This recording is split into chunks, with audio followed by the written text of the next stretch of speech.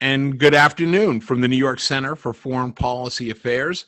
My name is Justin Russell. I am the Principal Director, and we are again having one in a series of webinars this year on foreign policy involving the United States, our allies and our adversaries. And we are so happy yet again to bring together a collective of experts in their respective fields to join us on this important discussion as we look at how does the United States hold China and Russia accountable for their actions, both regionally and globally, and how that accountability can have impacts around the world. Joining us for our discussion today, I'd like to introduce Michael Kimmage. Michael is a professor of history at the Catholic University of America. From 2014 to 2016, he served on the Secretary's policy planning staff at the U.S. Department of State. His most recent book is The Abandonment of the West, The History of an Idea in American Foreign Policy, which, Michael, I believe is available on Amazon and Barnes & Noble. You bet. Excellent. We'll do a plug at the end, a proper plug for that. Michael, as always, thank you very much for joining us, Professor. Thank you for having me. Next, joining us, what is becoming a regular for our webinars, a dear friend of our organization, a dear friend of mine, Dakota Wood. Dakota is a senior research fellow for defense programs at the Heritage Foundation. He is the editor of the Index for U.S. Military Strength. Dakota served as a U.S. Marine for 20 years, retiring as lieutenant colonel. He is currently the senior research fellow at Heritage and does an annual assessment on the strength of the U.S. military and is widely known for his insight in both military, defense, security, and international affairs. Dakota, always good to see you, my friend. It's great to be with you. Thanks for having me on. And finally, last but not least, joining us is Yun Sun. Yun is a senior fellow and co-director of the East Asia program and director of the China program at the Stimson Center. Her expertise is in Chinese foreign policy, U.S.-China relations, and China's relations with neighboring countries and authoritarian regimes. Yun, thank you very much for joining us on our webinar today. Thank you for having me. Not a problem. I mean, we don't have to go into a huge introduction on this. This is obviously a topic that has garnered both domestic policy, international relations, how the U.S. is viewed and how the adversaries are viewed, and the dynamics between how President or former President Trump and now President Biden, former Secretary of State Mike Pompeo, and current Secretary of State Antony Blinken. There's a lot of questions as far as how is the difference in the administration going to change? How is the relationship going to change between Washington and Beijing, Washington and Moscow? So many questions. So let's just get right into it. And I want to start off with you, Yun. Let's focus a little bit on the broader Chinese question. There is, especially of recent, a lot of pressure on both President Biden and on Secretary Blinken. Secretary Blinken just had what some are calling very tense discussion with Chinese leadership up in Alaska recently, and the readout of that didn't give us a real good idea or understanding of what the relationship is currently and what it could look like downstream. Do you have any kind of insight as to what does the current relationship look like between Beijing and Washington, President Xi and President Biden? Thank you, Justin. That is a great question. That's $1 million question everybody is asking. What is really the shape of U.S.-China relations these days, and where is it going? There are some fundamental facts that people do share. The first one, I think, is a bipartisan consensus that China represents a long-term strategic threat to the U.S. national interest and U.S. national security. This is not just because China has developed the capacity to bully its neighbors or to use coercions against countries all over the world, but also because of the nature of the Chinese threat. China is fundamentally different from Russia in many, many ways. China has an economic interdependence with the rest of the world and with the United States, and has been exploiting that opportunity or that vulnerability of the U.S. open society to achieve their goals. So, for example, technology theft, or commercial espionage, or to force U.S. companies to give access to U.S. technologies when they want to access Chinese market. So that's something that we don't see from Russia. And so given these type of, or the nature of the Chinese threat, I think the consensus or the certain level of consensus does exist here in the US policy community, which is that we need to treat China as the strategic threat it is. And that has implications for the military posture, for the economic selective decoupling that must happen if we're going to protect our national security, and also on the aspect of the ideological contest, because China is presenting itself as an alternative to the Western democratic system, as a viable option to the rest of the world. So I think the looking at Biden's policies, this fundamental assessment that China is a threat is widely shared. The question is, how are we going to deal with that threat? And I think that is corrupted. And I think we're going to do a deeper dive on some of those questions that you just addressed later on in the program. But Michael, I want to go to you, and let's do the same readout on the current state of relations between Washington and Moscow.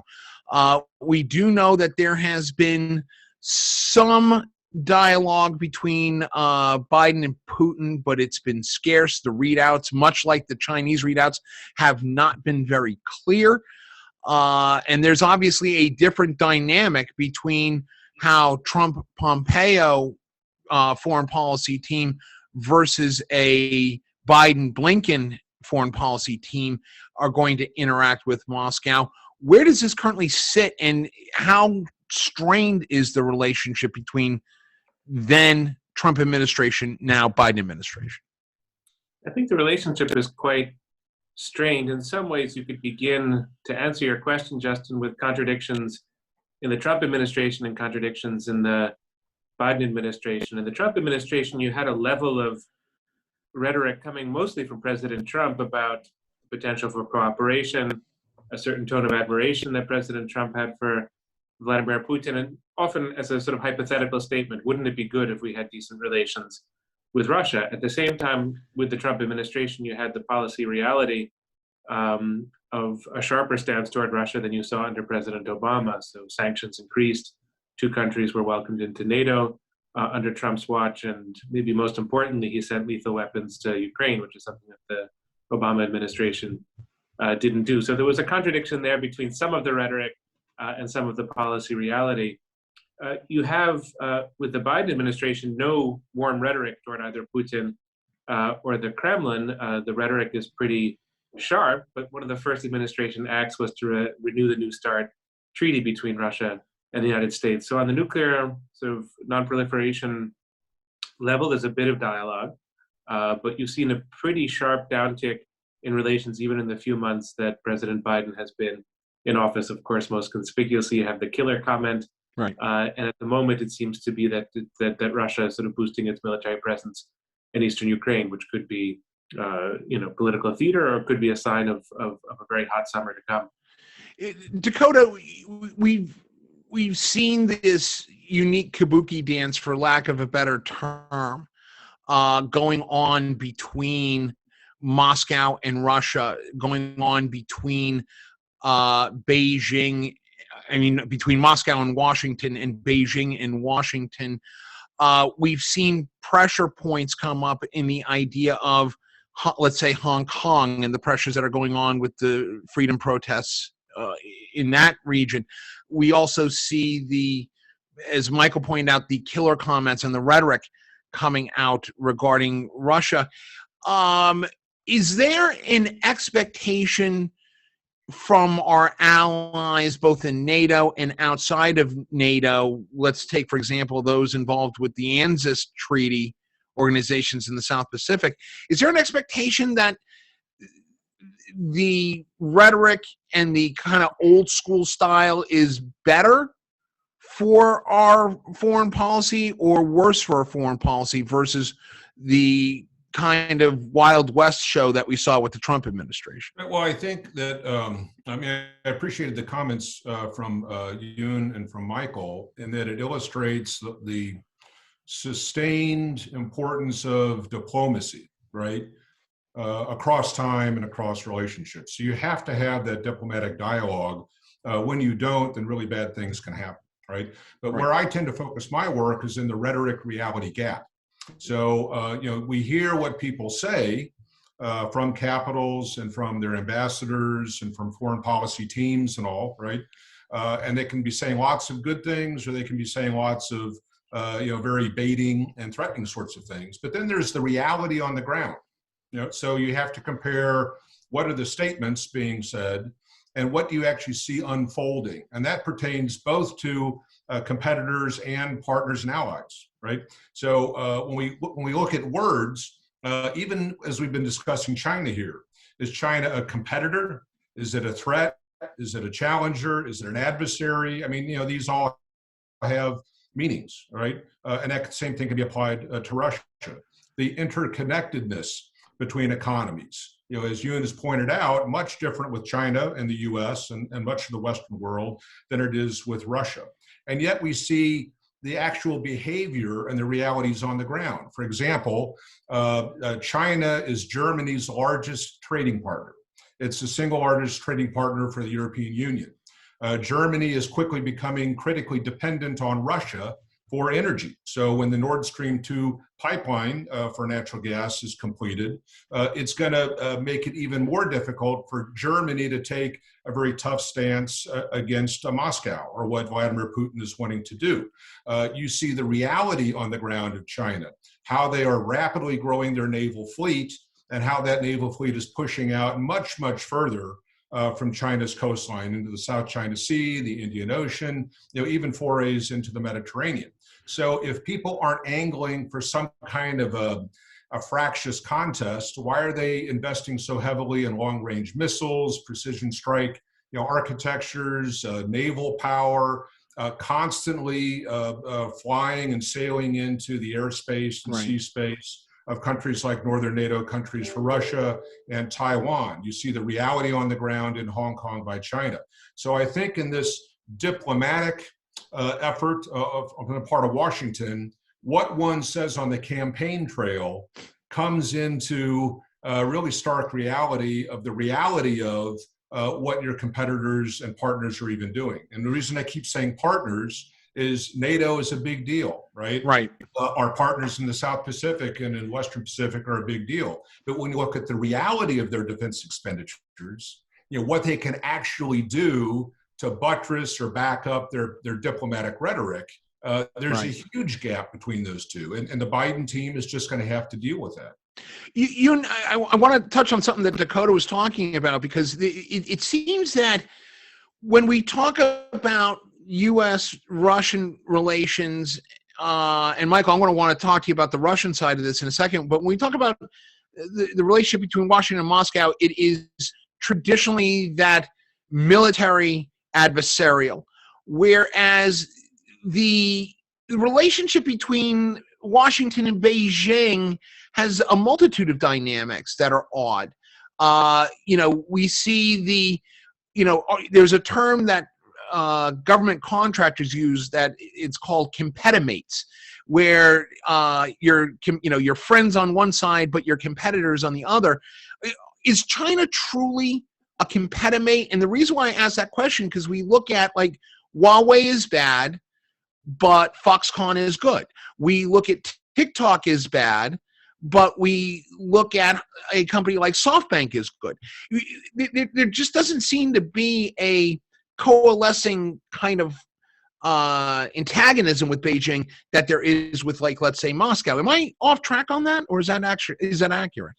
I think that does have a certain level of accuracy to it, because while we can call China a competitor at the current moment, but we also must bear in mind that the Chinese desired end game eventually is not to be our competitor.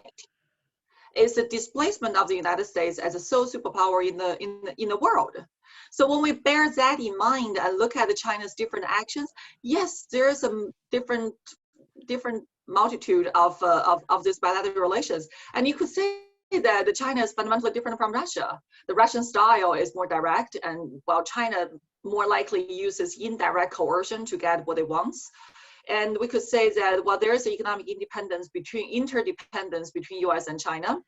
And we could also say that China has a global presence and has the global strategy.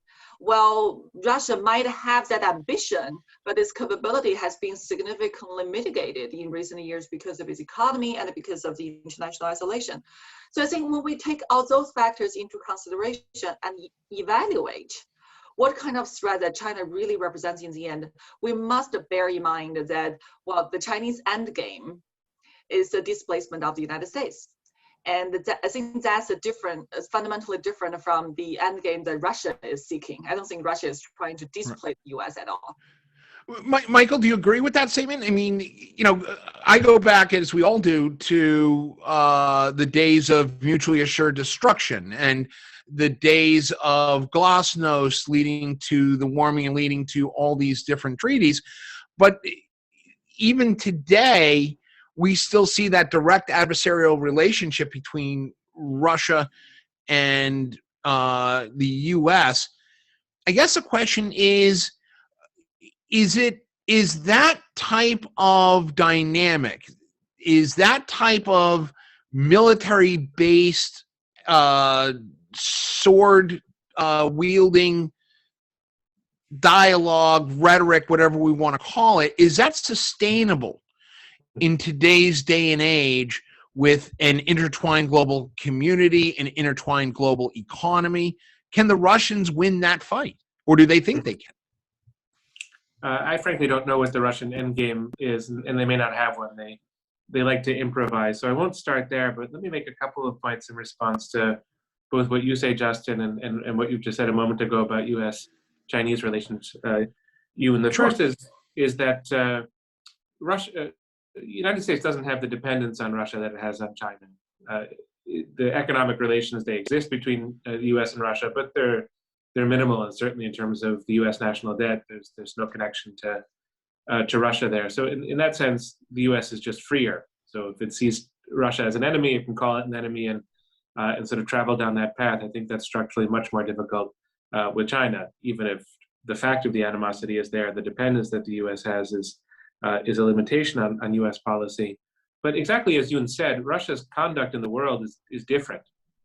So the meddling in the last two presidential elections, maybe China was there at the margins of that with some internet interference, perhaps, but nothing as bold as what the Russians have endeavored in 2016 and 2020. And then, of course, Crimea, an unresolved military situation in Moldova, Georgia, sort of Donbass, that's quite different from the kind of military challenge that China poses. So you have sort of a more acute threat in that respect, and that builds animosity between the two countries. But there are small areas where it's not quite dependence, but where the countries kind of need each other, the US and Russia, and that complicates things as well. So in the Middle East, I don't think that there's too much progress the US can make with the Iran deal, if that's what the Biden administration wants to return to, without dealing with Russia on some level. I doubt that the US can get what it wants in Afghanistan without dealing with Russia. I doubt that the US can do much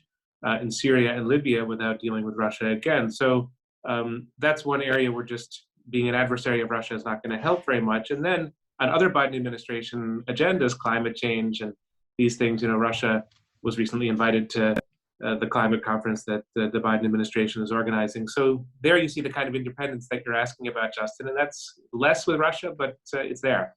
Well, Dakota, in going off of what Michael was saying, we hear a lot of folks in the NGO and in the international foreign policy arena talking about this possible Cold War 2.0, whether it's whether it's something blatant like the Navalny question and the Russian involvement there and the Putin involvement there, or something as broad and as global as their work in securing their positioning in the Arctic. Do you think that we are on the brink of a Cold War 2.0 with Russia, or is this part of a natural cycle of dialogue between the two superpowers?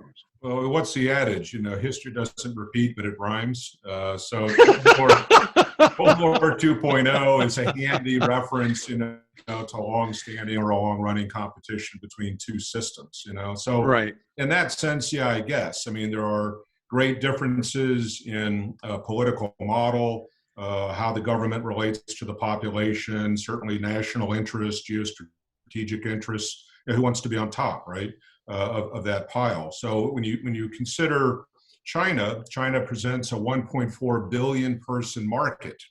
And so if the US is host to many transnational companies, profit comes with market share, and it's very enticing to do things to try to get entry into the Chinese market and all the problems that come with that Yoon has already pointed out, right? We don't have the same kind of issue with Russia. So there are these differences. So to the extent, in terms of this Cold War sort of analogy, to the extent that the United States and China and Russia all have very different models, they all have competing interests in who kind of influences global events and gains access to markets and pushes forward their agenda. Do you want a Chinese surveillance state model where it's very authoritarian, extending out of Beijing? Do you want more of the model that Putin pushes for with the oligarchs? And there is some free market enterprise, but don't get crosswise with the government in Moscow.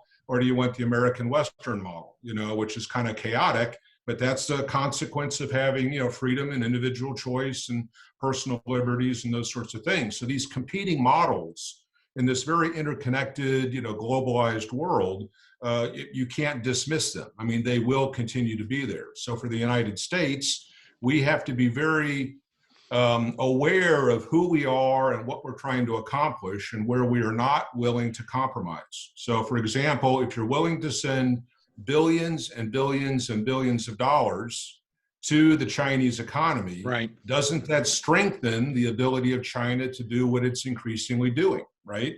If you decide not to participate in that economic exchange, then potentially you're losing business opportunities, market share, jobs back here in the United States. So what's more important, profit margin or values, right? And there's no easy answer to that. I'm just saying that it's helpful to really define the terms of this contest and that it's not all one or the other. I mean, even during the Cold War, we had cultural exchanges with the Soviet Union, there were sporting events, there was some partnering and space exploration, those sorts of things. So you do want to find areas where you can have productive dialogue, but you have to be very clear on what you're not going to tolerate and what you're willing to do to push back against those limits. Yun, you agree?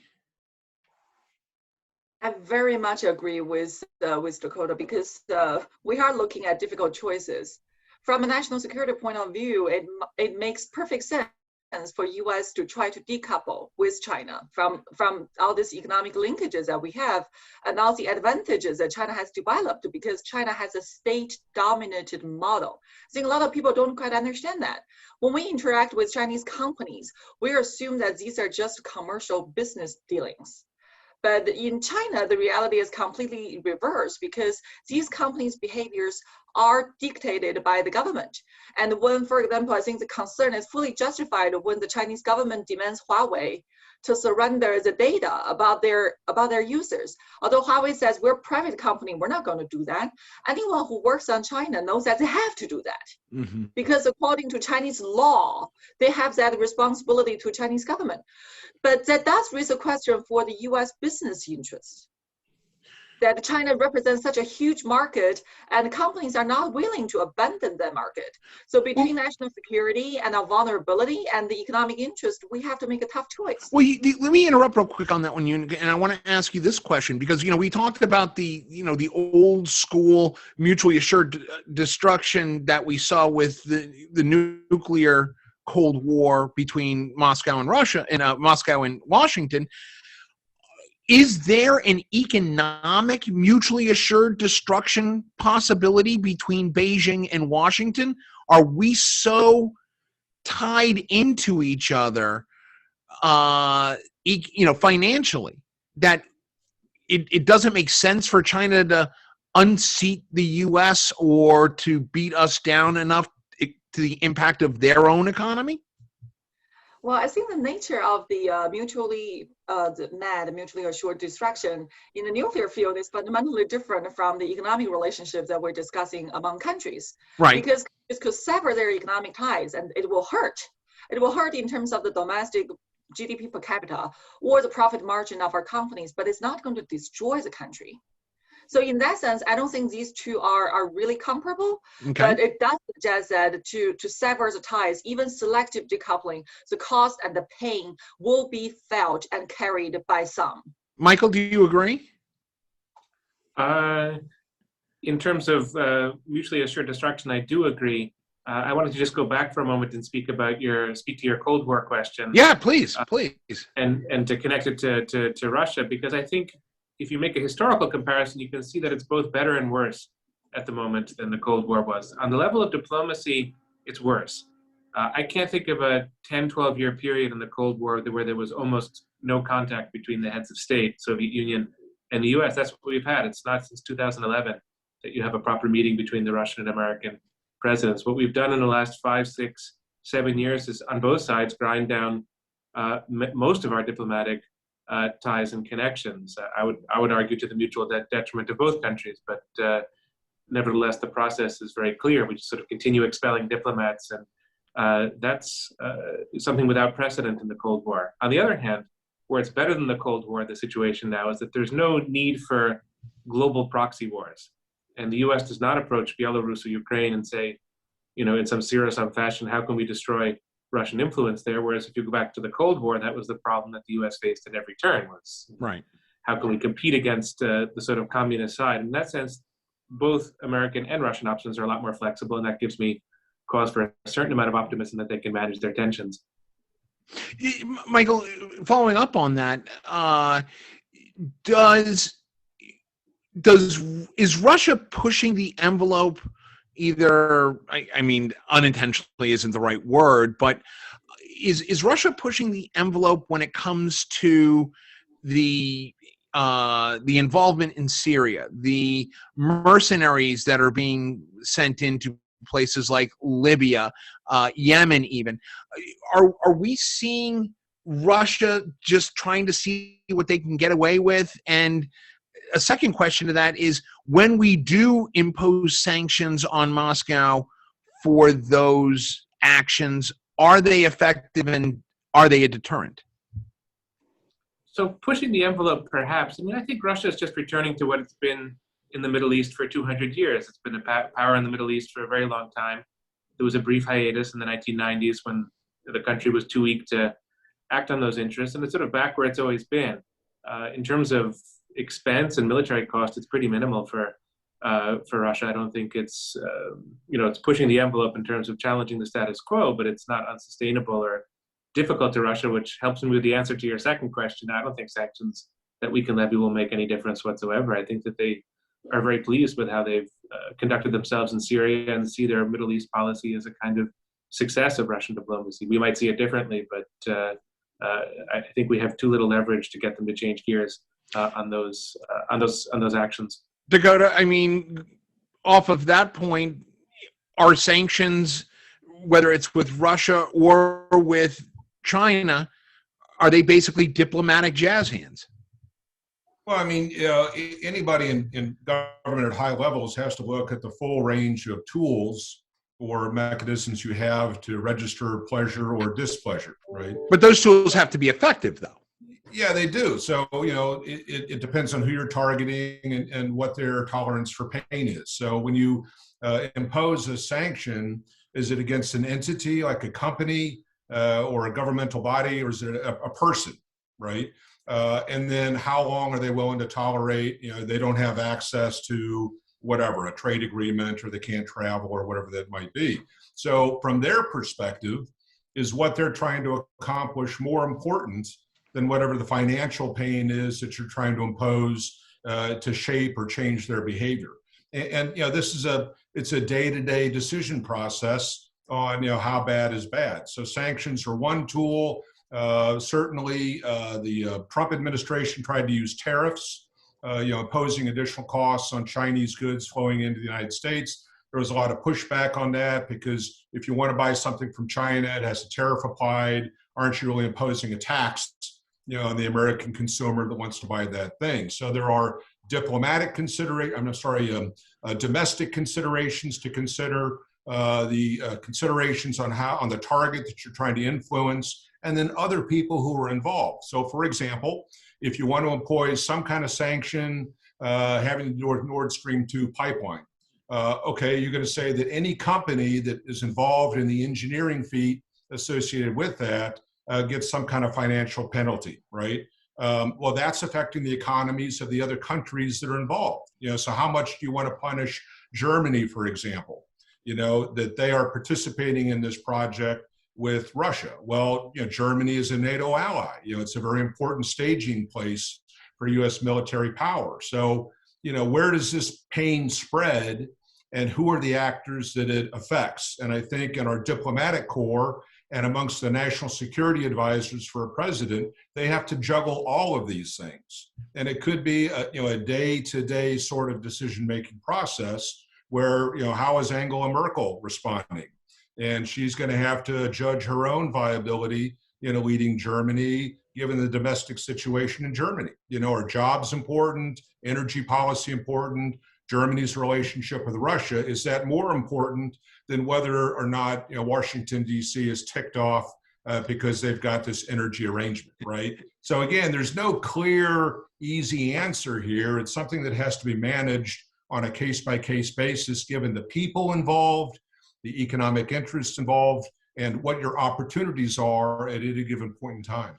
Well, Dakota, you bring up an actual fascinating point, because when we talk about Justin, I think all my comments are brilliant, right? Then we just yeah, absolutely, Colonel, absolutely. Oh my God, yes, that is why we have this panel. Exactly. In fact, I'm smarter just looking at your Zoom picture. Thank you. The question I have for you, because again, brilliant point, sir, is, and I'm going to digress for a second. You bring up Angela Merkel and the impact that she's had on the global stage just as Chancellor of Germany. I guess, kind of digressing a little bit, when we grew up, Dakota, you and I, we had the two major superpowers, and then China, Beijing became very prominent. The world has changed. Are we, I'm going to ask all three of you this question, are we overestimating the superpower concept when we talk about the U.S., China, and Russia?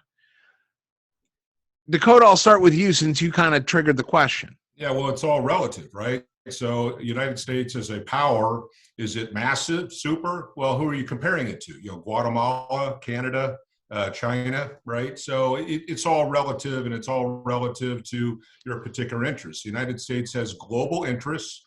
It has global obligations based on treaties that have been assembled for 200 years.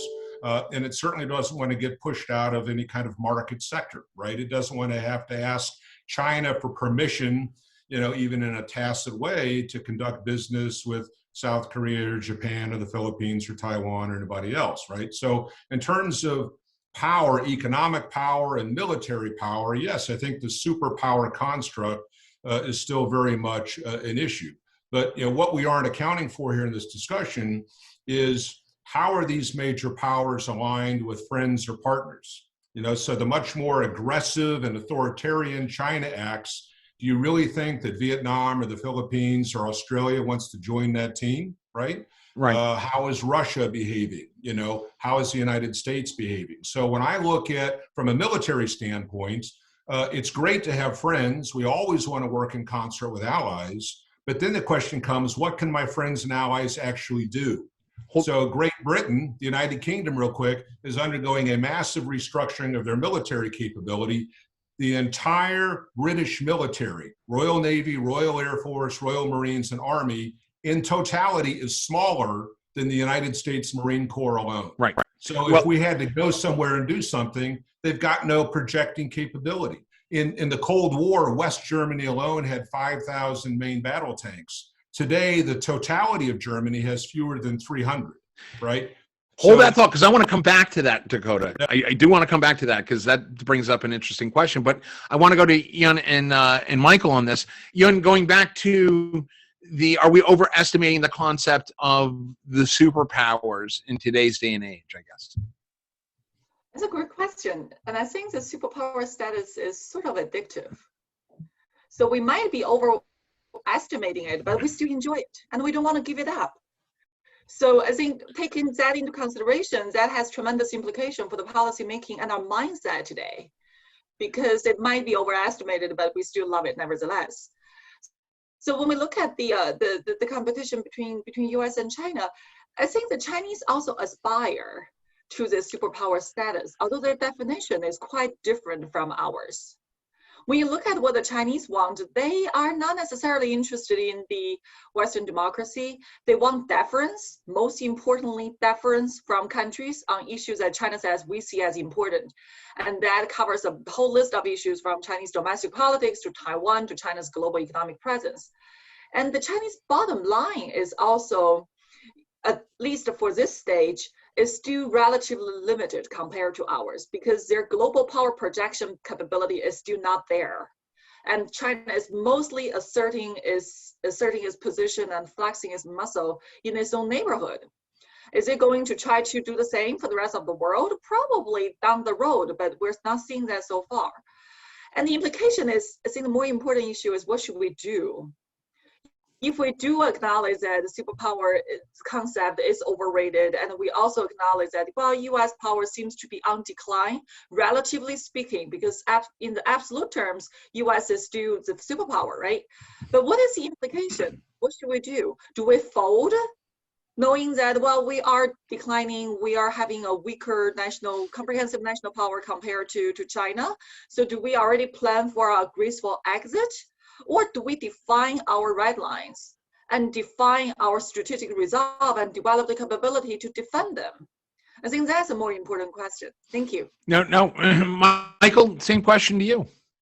I think the answer to your question is yes. I think that there's no doubt that Russia, China, and the US are all extremely powerful. But when I hear the word superpower, to me, what it implies is that you can write the rules. And the US had that capacity for the most part in the 1990s, at the end of the Cold War, but it doesn't have that capacity any longer. And that leaves the US with a very difficult decision to make vis-a-vis Russia and China. It can claim that it writes the rules. And if you look at Anchorage, what made the Chinese diplomats so angry? It's Blinken's reference to the phrase rules-based order, with the assumption being that we write the rules. And that was, sort of unacceptable to the Chinese diplomats. And, whatever those words indicate, I think the reality behind them is really quite important. So the US can try to write the rules, or it could negotiate the rules with China and Russia. That's what Richard Haass and Charles Kupchan have recently argued, this idea of a concert of powers, which I think is very far from American thinking. Right. Or it can occupy a world in which there are no rules, which is sort of where we are at the moment. There are no rules of engagement when it comes to cyber between the US and Russia. And It's very hard to say what the rules are between China and the US as well. So that's, I think, the philosophical choice that the US faces. Set the rules, negotiate the rules, or live with no rules. But Michael, let me stay with you for a second and then go back around the table. Is when you talk about the rules, it strikes me that the rules are constantly moving. For example, when we look at the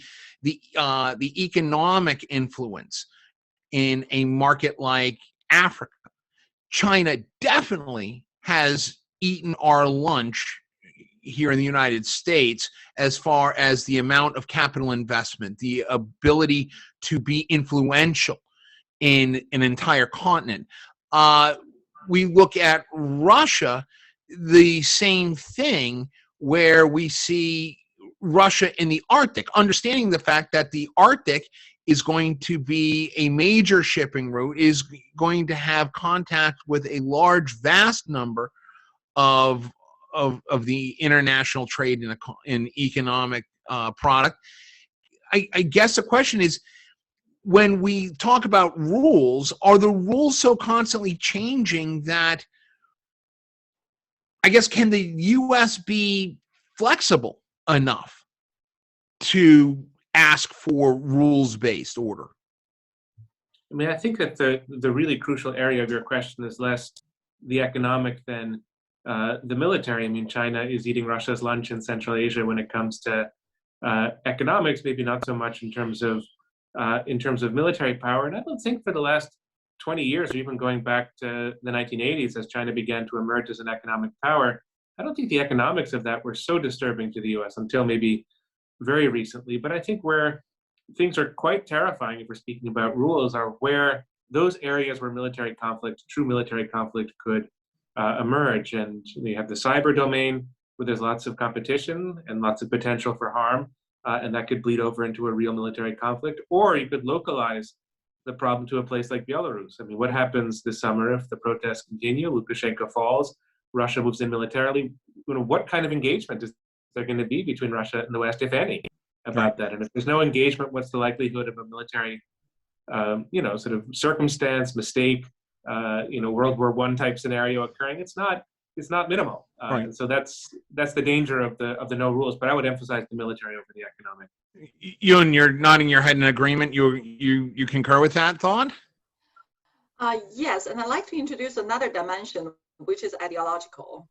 That when we talk about the international rules or the international norms or the international system, international order, there are usually three components we're talking about. So economically, there's free trade and capitalist market economy, and in terms of the politics, is Western democracy. And then there's a security pillar of it, which is U.S. supremacy and all that. But I think coming to the rules, what we are increasingly hearing out of China is that who says the West represents the majority of the international community? That if we look at the pure number of countries that completely adopt and fully embrace Western democratic values and system, well, the Chinese may not be wrong. And I think that's one of the reasons why the Chinese approach seems so appealing in Central Asia, in Southeast Asia, or in Africa, because it does represent an alternative model of not only politics, but also economics, or how the whole polity is structured and managed. And it does pose a significant challenge to the rules that we oftentimes will ignore. And I think on the economic rules, I would just add one point. I think the world, especially the West and the United States, has been trying to invite China to participate in the revision of the rules, to make accommodation, and to engage China, to show China, well, there is a place for you in this West-dominated world, and we welcome you to, for example, join IMF, join ADB, join World Bank to participate in that rulemaking. But the Chinese find that the accommodation to be insufficient. And especially if that accommodation is conditioned upon China changing its political system and embrace Western democratic value, the Chinese will say thank you, but no thank you.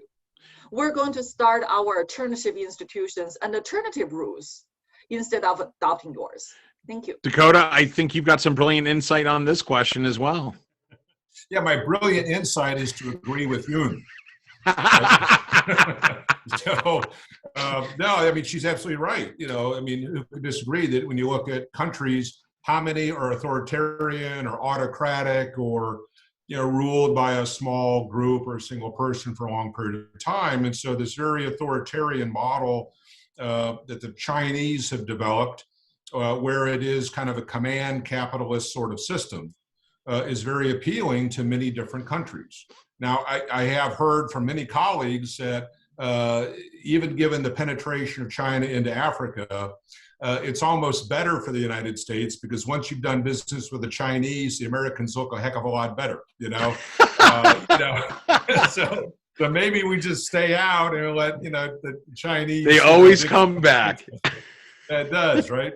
But yeah, I mean, I think these ideologies, that really it comes down to value system, right? And again, as I mentioned before, the Western liberal democracy sort of model carries with it a lot of messiness, because you have competition within the system, right? You can have food fights, and you've got some companies winning and other companies losing, and you have, some measure of unemployment, and this idea of people being able to choose their own path. You can choose wisely or you can choose poorly, and so you're going to have a little bit of disruption in this kind of a model. If you want peace and stability and everybody kind of bowing and doing what they're told to do, well, the Chinese model, is very appealing in that sense, right? Well, so this having to let me jump in on that one real quick, Dakota, because I guess the question, and I'm going to pose this to all three. You bring up a point that makes me look at, all right, who was right in dealing with both Beijing and Moscow?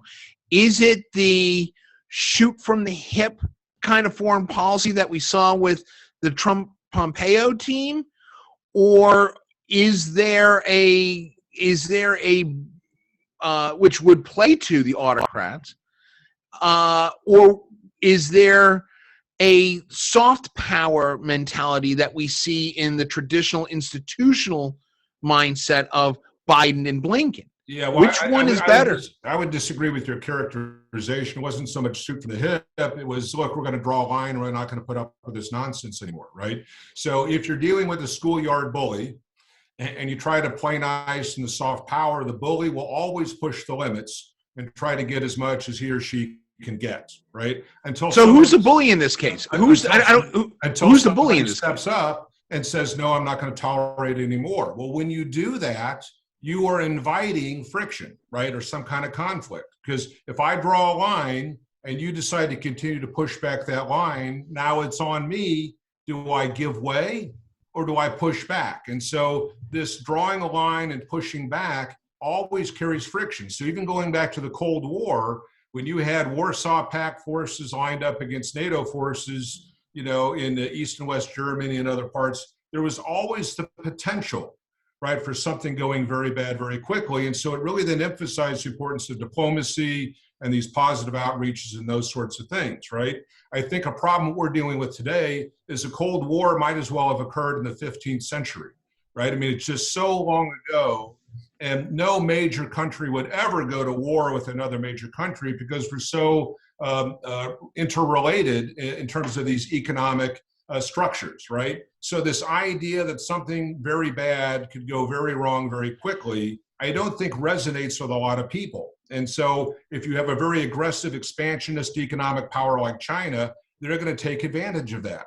I mean, Michael, you're nodding your head very, very adamantly. You tend to agree with Dakota on this. Well, I think that his pessimism is wise, or I don't know if it's pessimism, but a sense of concern that things could slip out of control quickly, and we have to be alert to that. To go back to your question, Justin, I think that where the Trump administration fell down was with the alliances.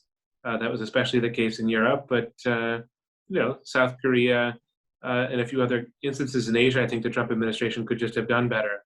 And if you want to think of a very long-term structural answer to the problem of Russia and China, I think, in a word, the alliances is the answer. And I think the Trump administration could have been a better steward of that. I think the Biden administration will, be sort of whole hog in favor of that approach. On the other hand, I think that Trump was more comfortable in the world that we live in. He was more comfortable with a multipolar world. He was more comfortable sort of acknowledging that the U.S. can make certain claims about its foreign policy, but they don't have to be true across the board, especially about democracy and human rights. And so I find the language of Secretary Blinken appealing. I think he's a very decent, well-intentioned man.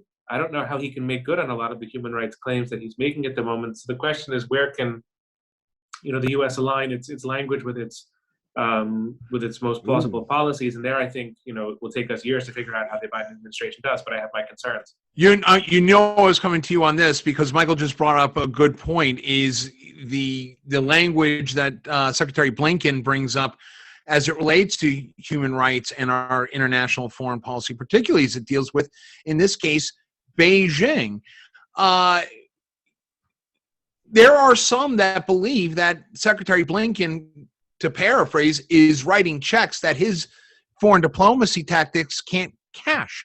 If we push Beijing on the Uyghurs, or we push Beijing on Hong Kong too far, does that boomerang into an economic impact here in the United States? It just seems that this I'm rubber, you're glue diplomacy just can't be sustainable long term. Am I wrong? No, I don't think you're wrong. Sanctions are always going to have the reactions. That's the action-reaction cycle. But not just sanctions. I mean, we look at the impact of the trade tariff wars that we saw during the Trump administration as well. That could push the envelope. You see where I'm going with this? And also, you could argue that with all the tariffs that we levied and all the other restrictions that we have imposed, the U.S.-China trade deficit has not improved for all the years that we have imposed those tariffs. So what end does it really serve? I really enjoy Dakota's reference to the bully, and I would like to continue that analogy because as a China analyst, I look at the Chinese mentality, right? What is the bully afraid of? A bully is afraid of a bigger bully.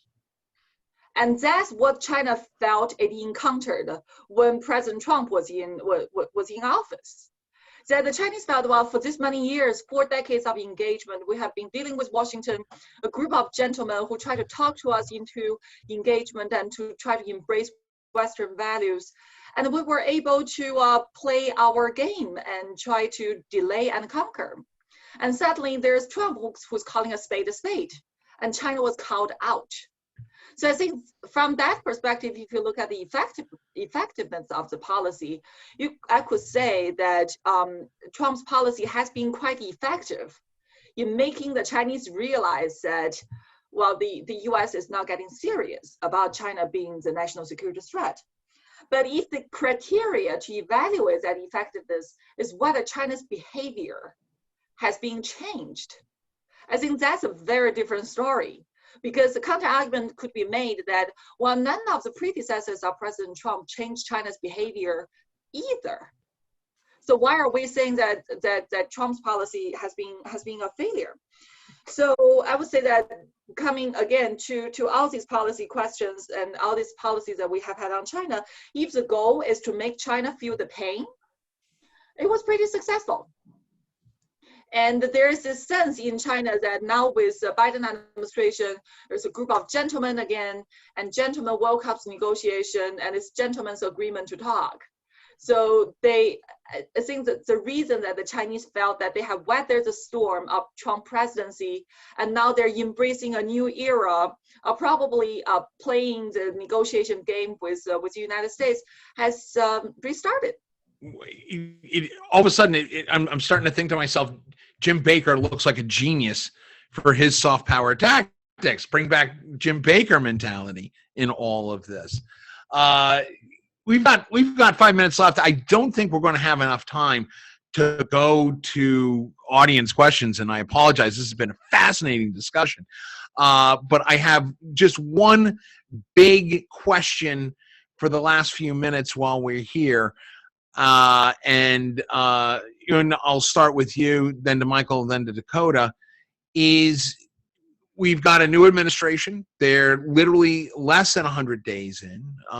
We've got a traditional kind of foreign policy, diplomatic core back in power at Foggy Bottom. Looking forward, knowing what we know now, what does the national security team and the diplomatic team with the Biden administration have to do to keep China and Russia accountable for their actions Ewan, I'll start with you. Well, that's a huge question and tremendously valuable question. Well, to answer your question, well, what do they have to do? I think they have to develop effective policies. And what do they have to do in order to develop effective policies? I think they need to develop a realistic and also appropriate end game. What are we trying to achieve with China? What kind of relationship we envision in the end with China? Only with the goal well defined in our mind do we know how to approach that goal. And we know where to draw the red lines. We know whether sanctions or the certain commercial interests should be sacrificed. We will know that whether human rights, Xinjiang, Uyghurs, Hong Kong, and Taiwan, they're absolutely non-negotiable, and we will stick to those positions as our red lines. So only with the well-defined endgame will we know how to go about it. And unfortunately, I don't see that articulation just yet. Right. Michael, same question to you.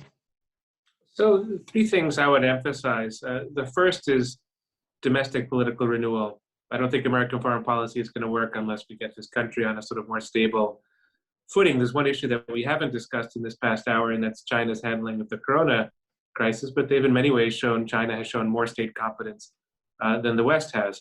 It's a complicated point, and there are arguable elements of it, but it's something of a fact of life at the moment. And I think the U.S. needs to, sort of clean house domestically, and our diplomats need to be thinking about that. It can't be the sort of stark separation between domestic politics and foreign policy. That's, I would say, step one. And we have to represent internally what we argue for internationally. And that's a little bit less to be taken for granted after January 6th and some recent developments than one might like. Secondly, I think there has to be an honest accounting for the grave differences that exist between US and China, US and Russia, not to expect these countries to democratize anytime soon, and to sort of acknowledge, which I think most people in DC do, but to acknowledge the threats that they represent and, sort of be sharp and clear about the articulation of that. But then thirdly, precisely because there aren't any rules, as we were talking about a little bit earlier, I think crisis management and guardrails are also absolutely crucial. So as many lines of communication as possible, as much mid-level, not spectacular high-level diplomacy, but as much mid-level diplomacy as possible. Let that be an anchor in these uncertain, dangerous times. And hopefully we'll get through to the stage where maybe we can contemplate some kind of collective writing of rules, but that may never come, and that's far in the future at any rate. Fantastic. Dakota, final word to you, sir. Same I'm question. going to double down on brilliance and just align myself with Michael and Yoon. So it's me off easy. I would say to Michael's point, I mean, we absolutely need to get our act together domestically, but you can't put, and he wasn't applying this, I'm not saying that, Michael, but you can't put your foreign policy efforts on hold until you get the domestic situation stabilized, right? So, I mean, the foreign policy team, the national security team is going to continue to have to push forward. And I think it's this rhetoric reality gap that I mentioned, right? That you've got lots of great ideas, an idealized policy. You have to know what kind of world you would like to see so that you set an objective and work toward that. But you can't ignore all the bumps and bruises and difficulties along that path. And so dealing with the reality of China and Russia, the nature of their systems, the huge gulf in values systems. And I think the United States would make a lot of headway if they were much more plain spoken about this difference between models. Do you want the Chinese model and all that that implies, or do you want a Western liberal democratic model and all that that implies, right? So in terms of a Don't forget the Russians. Don't forget the Russians. Well, yeah, I mean, I'm saying, right? So it's those differences, right? What kind of world do you want to play in where you've got more opportunity than oppression and authoritarian sorts of approaches? And I think we would make better headway at emphasizing that more clearly. Michael, you got 30 seconds. Self-confidence. We should have lots of self-confidence in the long-term virtues and assets of our system, more than we often project at the moment. Very good. I'm going to have to really get through this. Yunsun, Michael Kimmage, Dakota Wood, thank you so much. This has been probably one of my favorite webinars that we've done. It has been a great discussion. I hope you guys will come back and join us again here at the New York Center for Foreign Policy Affairs. We really enjoyed having your insight. Thank you so much. Special thanks to our program director, Alyssa Bonk. She is the backbone of this. This does not happen without her. A special shout out to Kayla Murphy, to Juliana Iwazinski, and Lauren, the rest of the team, Aaron. You guys continue to make me look smarter than I actually am for these things. Thank you for all the hard research that you guys do. You can follow us on social media. Go to our Facebook page.